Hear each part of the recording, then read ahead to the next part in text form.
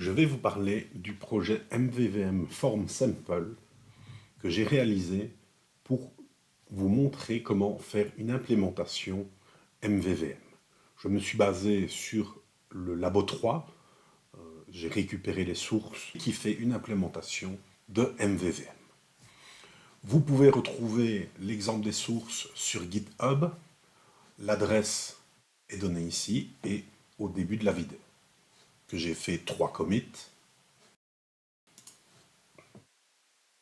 Voyons un peu à quoi va ressembler la fenêtre. La fenêtre est composée de différentes parties. Tout d'abord, une toolbar, une grid, qui est une liste view exactement, un label qui va représenter la méthode toString. Donc, ce qui sera inscrit ici, c'est le toString. Et puis, nous avons une espèce de formulaire qui nous permet d'encoder des données. Dans la toolbar, nous avons un carré. Si nous appuyons dessus, on ajoute un carré, un rectangle ou un cercle. Voilà pour le tour du propriétaire de l'application. Faisons un peu maintenant le tour de la solution. Est composée de plusieurs projets qui, dans un premier temps, les 4 projets ici, infrastructure, labo modèle et view modèle, sont la première solution que j'avais réalisée où chacune des composantes est isolée dans son propre projet.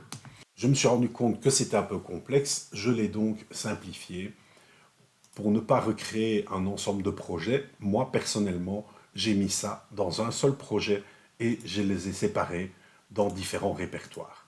Vous devrez créer différents projets pour vraiment isoler chacune des composantes.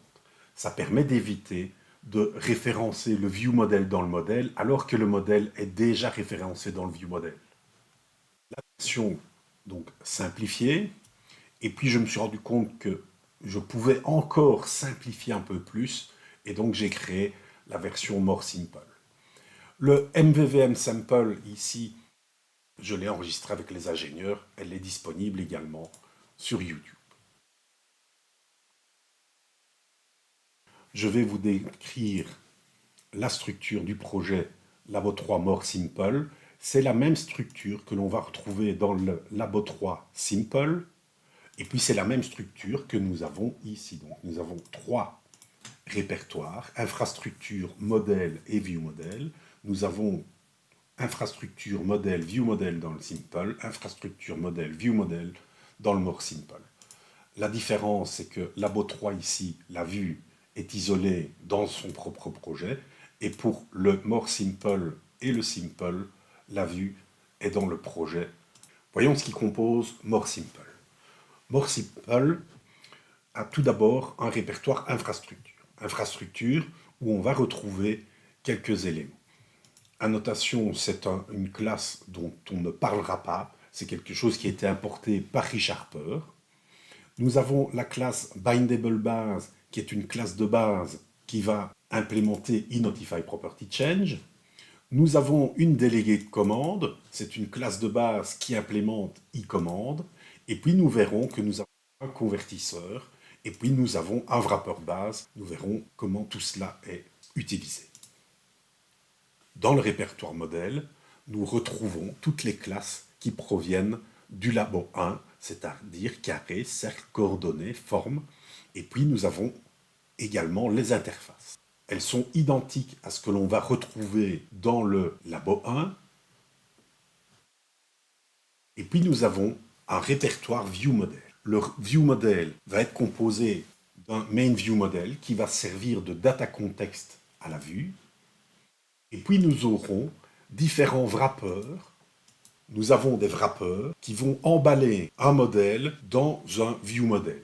Nous appelons ça wrapper. Nous prendrons le temps de décrire chacune des classes, que ce soit la classe carré wrapper, coordonnée wrapper ou même forme wrapper. Et puis nous avons la fenêtre, le XAML d'un côté, on va retrouver les contrôles et les data binding, et puis le code behind, où nous n'aurons qu'une seule chose qui est effectuée, c'est-à-dire l'initialisation du data context sur le main view model. Les différentes vidéos que vous allez pouvoir suivre vont tout d'abord vous présenter le Labo More Simple. Ensuite, nous allons gagner un niveau d'abstraction avec le Labo 3 Simple. Et puis nous parlerons du Labo 3 qui est composé des 4 différents projets que vous voyez ici. Rentrons maintenant dans le vif du sujet avec la vidéo suivante et le projet Labo More Simple.